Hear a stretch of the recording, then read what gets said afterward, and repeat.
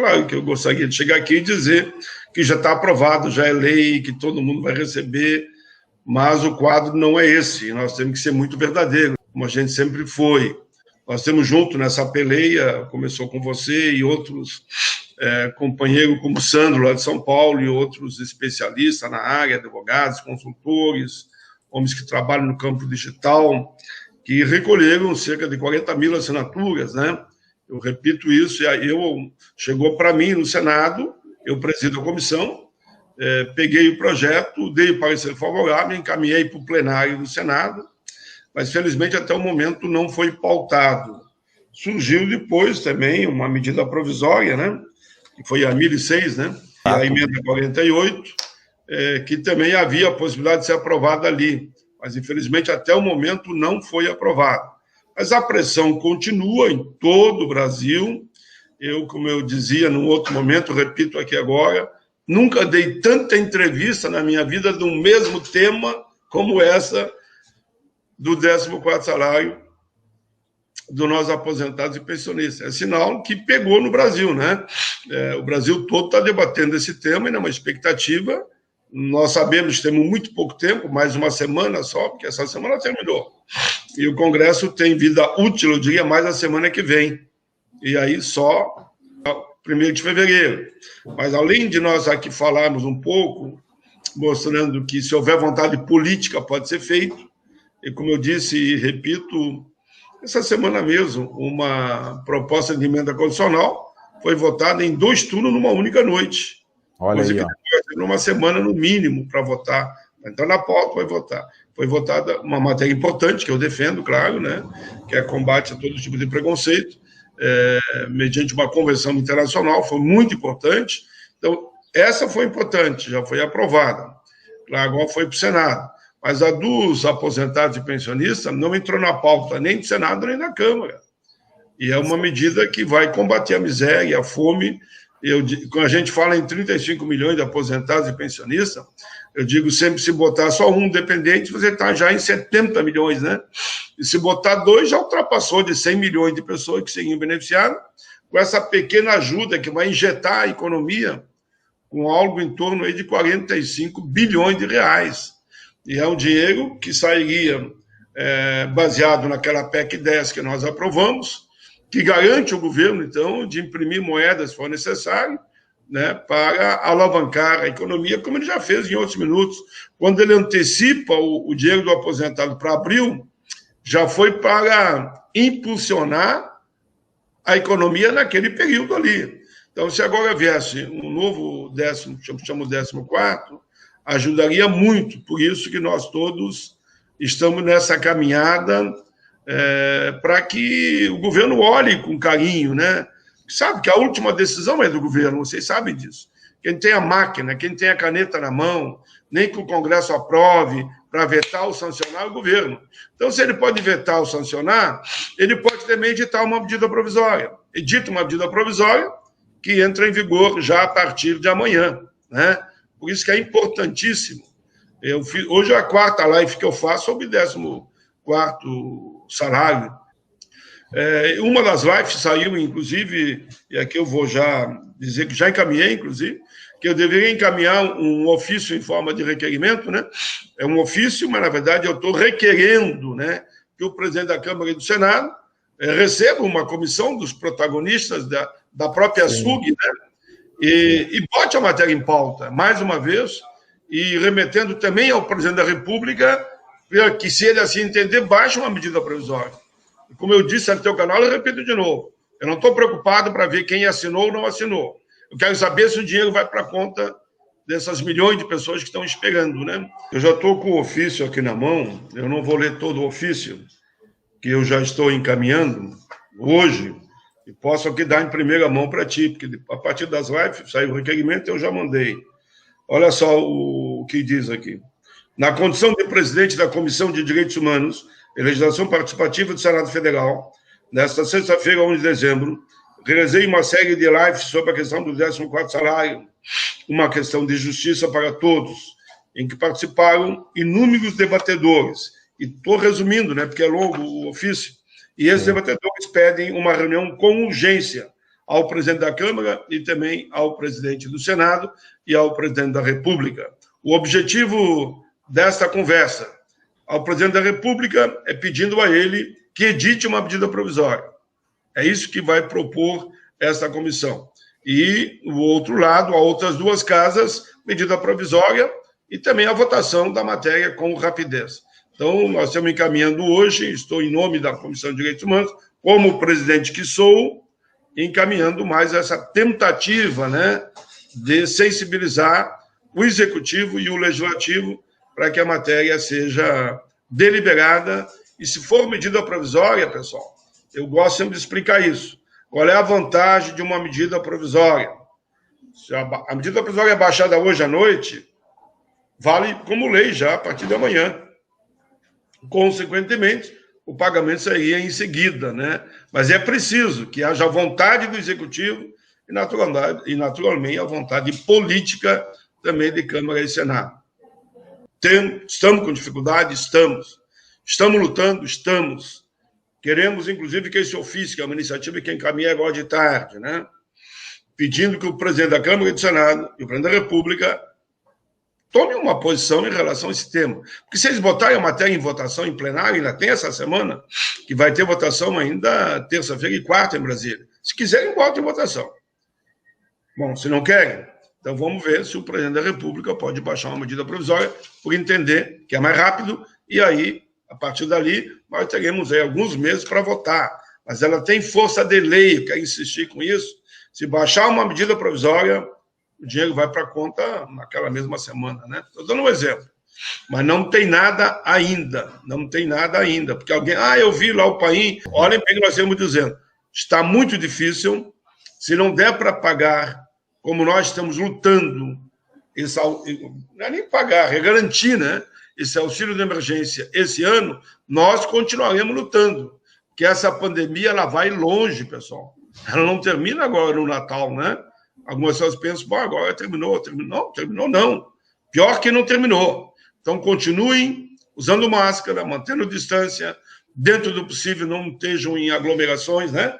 Dentro do possível não saiam de casa sem motivo justo. E motivo justo pode ser trabalhar, claro, eu sei disso, porque as pessoas não podem viver, né? Sem alimentação, mas tem todo o cuidado possível. Agora, pelo outro lado, nós também entendemos que queremos que as pessoas se cuidem, fiquem até em casa. Bom, tem que ter uma ajuda. Então, o auxílio de emergência, eu também defendo que ele seja ampliado, né? Ampliado por mais 6 meses. E que nesse período de 6 meses a gente consiga, no mínimo, assegurar algo como essa do 14º para o aposentado, ou aprovar um projeto de renda básica de cidadania, né? Que seria uma ajuda todo mês, que todos receberiam. Daí todos receberiam, que é o projeto chamado Eduardo Suplicy, e eu entrei com a proposta que regulamenta esse projeto. E o nome do regulamento eu chamo Regulamento Eduardo Suplicy. Então, a questão aqui, me permita que eu diga, faço questão de dizer sempre, não é partidária, não é ideológica, não é pedindo voto para ninguém aqui, nós queremos só pedir voto para o aposentado. Sabe o que é voto para o aposentado? É o 14º salário. É isso. Né? É fazer com que chegue essa ajuda de emergência, é isso que ele quer. Só isso que ele quer, porque, de fato, eu tenho acompanhado aqui as mensagens no meu celular, em todos os canais que eu participo, eles falam que estão com dificuldade de pagar luz, pagar água, o neto desempregado, o genro desempregado, nora desempregado, filhos desempregados, a crise da carestia aumentando, seria uma forma de injetar, como a gente fala, né, 45 bilhões de reais na economia, e a PEC número 10, que nós aprovamos, garante isso. O governo pode fazer isso. O governo pode fazer. Agora tem que querer. Então, essa pressão que está com todo o país, por momentos como esse que estamos aqui contigo, fazendo, vai nos ajudar para que, quem sabe, a gente possa sensibilizar o Executivo e o próprio Legislativo. Se nós conseguirmos simplesmente que o Colégio de Líderes bote, quer seja a medida provisória, quer seja o nosso projeto, eu digo que é nosso, né? Eu sou a ferramenta lá dentro que apresentei, que alguém tinha que apresentar. Mas o projeto é de todos nós, é o projeto do povo. O projeto será, com certeza, aprovado. E eu disse também, vou repetir aqui agora, mas é só para a gente refletir junto, né? Junto, com toda a sociedade organizada. As eleições dos Estados Unidos, o Biden, né? O Biden ganhou as eleições lá por 6 milhões de votos. 6 milhões de votos foi a diferença entre o Biden e o Trump, que perdeu as eleições. Por quê? Porque a população se uniu em cima de causas que eles entendiam corretas. Mas eles vão ver que eu não estou fazendo debate ideológico, não, viu? Onde eu vou chegar? Aqui no Brasil, o aposentado e pensionista, ele não é 6 milhões, ele é 35 milhões. E ele influencia, no mínimo, mais um voto. Falo isso com a maior segurança, porque eu nunca perdi uma eleição. Nunca perdi. E os aposentados, claro que não 100%, porque ninguém é unanimidade, né? Sempre me acompanharam. Foram 4 de federal e 3 de senador. Sempre tive o apoio, eu diria, da maioria dos aposentados. Tem uns que votam legitimamente, em outros, e é correto isso também, que assim a gente escreve a democracia. Mas o que eu estou dizendo? Cada um que saiba que 70 milhões de pessoas decide uma eleição para presidente da República. Ponderem isso. A força dos idosos é muito grande. E olha, quem diz que idoso não vai votar, alguns, claro, não pode, não vão. Mas eu conheço muitos idosos que os filhos deles me dizem, pai, olha que tu é complicado. Digo, por quê? Meus pais dizem, não, eu quero lá votar. E não estou fazendo campanha, sabe que eu tenho mandato mais 6 anos, no caso, né? Que termina meu mandato só daqui a 6 anos. Então não estou fazendo campanha para ninguém, estou dando só um exemplo vivo que sou eu que está aqui. A força dos idosos aposentados, ele influencia na vida da família. Influencia, sabe quem influencia? Eu acho que o João, que não é tão idoso como eu, não influencia nos votos que ele vai dar para Pedro, para Paulo, para João. Acho que eu, que sou da década de 50, não influencia. O senhor que está assistindo nós não influencia? Claro que influencia. Eu quero que os políticos, que os partidos entendam isso. Então, estender a mão nesse momento que o aposentado mais precisa, ainda também tem um gesto político. Porque eu sempre digo a César o que é de César, né? César o que é de César. Se coloque no lugar de um aposentado, grande parte da família, desempregado, olhando para o fim do ano, pensando até numa ceia de Natal, né? Para reunir a família e sem condição. Pensem nisso, que esses idosos aposentados, com certeza, eles não abandonam a vida pública, não, e não entram naquela que aposentado ou idoso, sei lá, vai votar quando quiser. Eles votam e eu sou testemunha disso. É só um recado gentil, democrático, mas que mostra a força desses 35 milhões de pessoas que estão nessa expectativa. E é com alegria que eu falo dessa lei, que eu viajei o Brasil todo para poder construir ela, dialogando com o empresário e com os trabalhadores, viu? E ela virou lei. Quando eu cheguei em Brasília, já que eu falei em 4 mandatos de federal e 3 estadual, sabe quanto valia o salário mínimo? $60. Sabe quanto nós chegamos agora no final? O salário mínimo valendo $350. Mas, infelizmente, o governo atual derrubou, só vou relatar os fatos, sem fazer nenhuma crítica, digamos, contundente, pontual, que é o que você pediu, que eu contraste os fatos. O governo atual derrubou a política de salário mínimo, mas eu reapresentei. E o que é a política de salário mínimo? É só garantir a inflação mais PIB. Ora, o PIB vai ter que crescer. E quando o PIB cresce, o teu salário também cresce. Só que nessa proposta que eu coloco, e tinha colocado lá atrás, não era só para o salário mínimo. Eu botei a política de inflação mais PIB para o salário mínimo e para os aposentados e pensionistas. Daí o teu salário não reduz mais. Aí é comum, se nós falarmos aqui, perguntarmos, pô, pai, eu ganhava 4, estou ganhando 1. Eu ganhava 7 salários, estou ganhando 2, estou ganhando 3. A ampla maioria hoje não ganha mais do que 3. 80% ganha 1 salário mínimo somente. E se essa política que eu estou propondo não voltasse aí como era antes, da inflação mais PIB, mas aí assegurar para todos os aposentados. Que aí a luz da verdade, né? Porque ninguém diga que a gente falseou aqui com a verdade. A política que nós aprovamos e conseguimos aprovar com muita peleia era a inflação mais PIB para o salário mínimo. Por isso que ele cresceu. Mas os outros salários não tinham quem ganhava mais que o mínimo. E eu voltei a reapresentar a política de inflação mais PIB para todos os aposentados do regime geral da Previdência. Com isso, nós vamos começar a recuperar o benefício dos aposentados e o camarada poder dizer, bom, pelo menos não baixou de 3, ou não baixou de 4, ou não baixou de 5. Porque essa falácia de dizer que o aposentado e o pensionista ganha 10 salários mínimos, isso não existe. Se foi no longo dos tempos, desde a Constituinte para cá, foram só reduzindo, pois agora piorou, e aí ficou nessa situação. Então, eu, inclusive, tenho um outro projeto, que eu acho que é isso que eu queria que eu falasse também, da recuperação. O que é a recuperação? Bom, eu ganhava 5 salários mínimos. Vou dar um exemplo. Estou ganhando 1.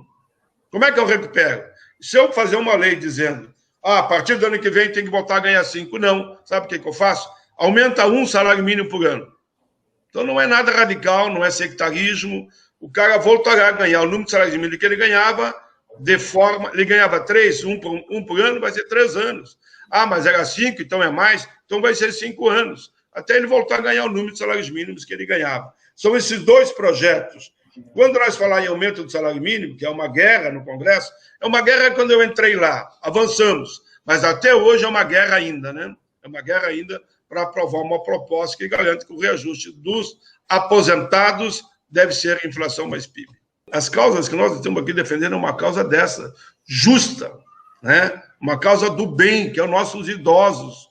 Todos vão envelhecer. Alguém que está olhando aqui agora acha, isso não é comigo, não é com você, sim, porque a mãe do povo você vai envelhecer também.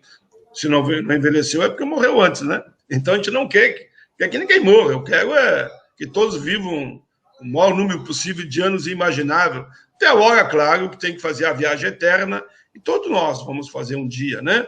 Mas até lá, vamos dar qualidade de vida para todos. E esse é o compromisso desse país. Sabe que eu fiz uma live esse dia, João, com economistas, e eles falaram da economia de novos tempos, tal, o movimento que há no mundo todo, e no meio da fala eu disse para eles o seguinte, nós temos que vincular a economia às causas humanitárias. Se nós, de forma determinada, olhar as causas humanitárias que fazem o bem para toda a humanidade e vincular a economia, todos ganham, todos crescem. Que quanto mais a população mais simples tiver condição, como é o caso agora de vão voltar para o 14º, né? Se eu injeto essa quantia de dinheiro na economia, é mais gente com poder de compra, poder consumir, alguém vai ter que vender, para vender alguém vai ter que produzir, gera emprego, gera renda, gera contribuição para o próprio município e para a União. Então, a onda positiva hoje no mundo tem que ser políticas humanitárias. As políticas humanitárias todos ganham, do mais simples ao mais poderoso, porque assim se escreve a história da humanidade, provando que o novo mundo é possível, bem melhor do que esse que está aqui. E nessa mesma linha, né, de continuar mobilizando a população, como eu tenho feito em todo o Brasil, para ver se sai uma medida provisória, mas hoje ou amanhã, ou saia em janeiro, de uma vez, mas que saia, né? Tomara que saia antes do fim do ano. E se não sair, nós vamos continuar firme para ter uma política decente de recuperação dos benefícios de todos os aposentados e pensionistas e, ao mesmo tempo, não esquecendo o auxílio emergencial. O auxílio emergencial é fundamental e, quem sabe, a gente tenha, para o ano que vem, o que eu chamo renda básica de cidadania. É muito interessante essa proposta, que alguns países chamam de efeito Robin Hood. Acho que eu já falei aqui, mas eu vou repetir. O que é isso? O João, que ganha um pouco mais, até eu, né, João? O João sabe que um parlamentar não ganha mal. Sim. Não vou mentir que não ganha mal, não. Esses que ganham mal vão ajudar para fazer um grande fundo para aqueles que não têm, digamos, um patamar financeiro, possam ter uma ajuda todos os meses. Aí alguém pergunta, para explicar, João, que é importante isso. Mas e tu e o João vão ganhar? Vamos. Mas eu e o João vamos poder devolver para aquele fundo, né? Digamos que seja R$1.000 para todo brasileiro que vai ganhar R$1.000 como renda básica de cidadania. Homens que ganham mais e que têm compromisso, primeiro eles vão pagar mais, porque eles vão estar pagando no fundo. Mas mesmo que ele ganhe 1.000, ele pode devolver o 1.000 dele, né, João? Pode devolver para que os mais pobres ganhem. É um princípio universal, deu certo em inúmeros países, algumas cidades aqui já adotam, viu?